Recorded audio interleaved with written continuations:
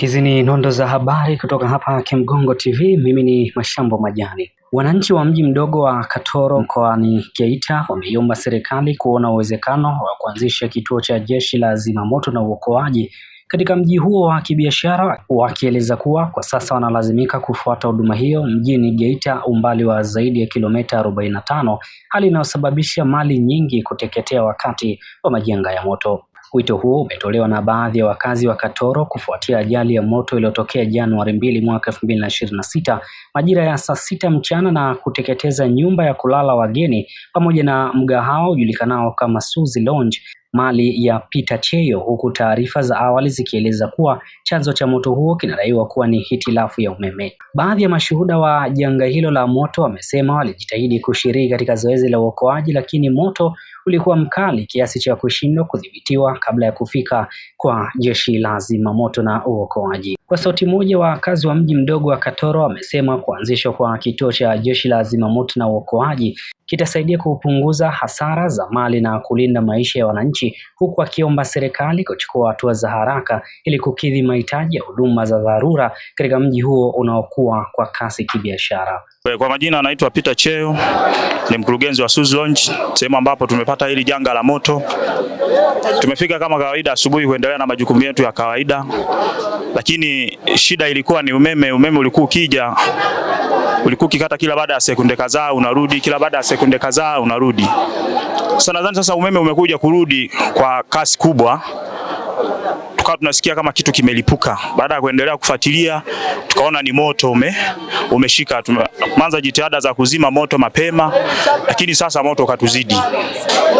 Tuliokuwepo kazini na bosi tulishirikiana kuuzima na fire extinguisher maji, lakini moto ulishindikana, ikabidi tutoke.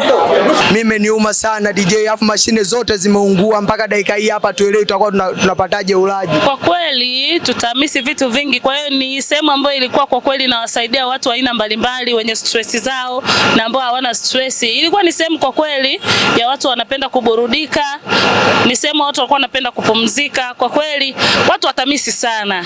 Baada ya kusikia tukio tukawahi kuja kuokoa. Kuna baadhi ya vitu tumeokoa kama magodoro, vitanda na vitu vingine vya kwenye vyumba, lakini vinywaji vingi vyote vimeungua, ambapo kwenye sehemu ya roja nani ya baani. Kwa hiyo kule vitu vyote vimeungua, ila sehemu ya vyumba, kwenye sehemu ya kulala vile vitu tumeshaviokoa. Kwa hiyo labda tu kuna sehemu ambayo ilitaka kuungua, lakini waokozi wamefika kwa muda, wameudhibiti moto.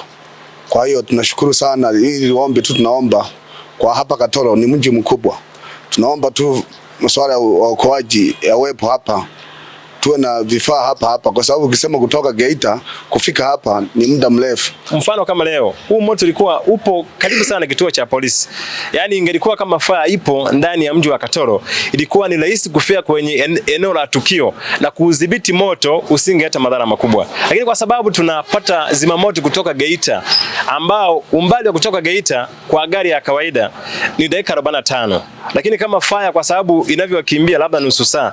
Sasa angalia moto wa umeme unavyoenda kwa kasi kubwa. Nusu saa kuja ifike gari wajiandae kwa ajili ya kutoa maji na kuzima moto ni muda mrefu sana. Kwa hiyo tunaomba tupate kituo au tupate gari la zimamoto, hata kama wanajiandaa kupata kituo cha zimamoto, tupate gari ambayo itakuwa standby kwa ajili ya kusaidia haya majanga wakati yanapotokea.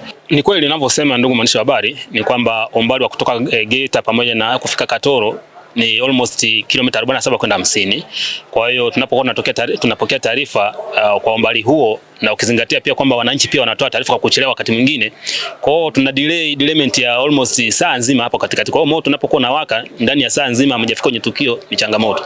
Jeshi la zimamoto na uokoaji kwa mkoa wa Geita au ina mpango wa kuanzisha ofisi hapa kwa mji wa Katoro. Kwa hiyo muda wote tu kwa mwaka huu naamini kwamba haitapita kabla hatujaanzisha ofisi hapa na kusogeza huduma ya jamii ya zimamoto karibu na huduma wananchi.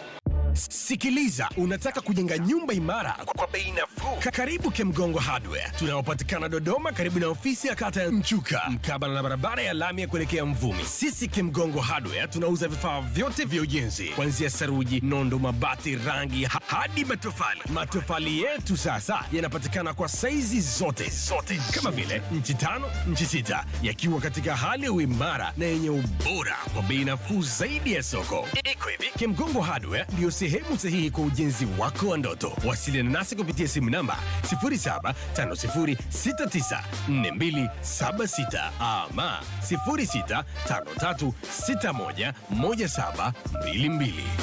Kemgongo Hardware, karibu ujenge nasi kwa gharama nafuu.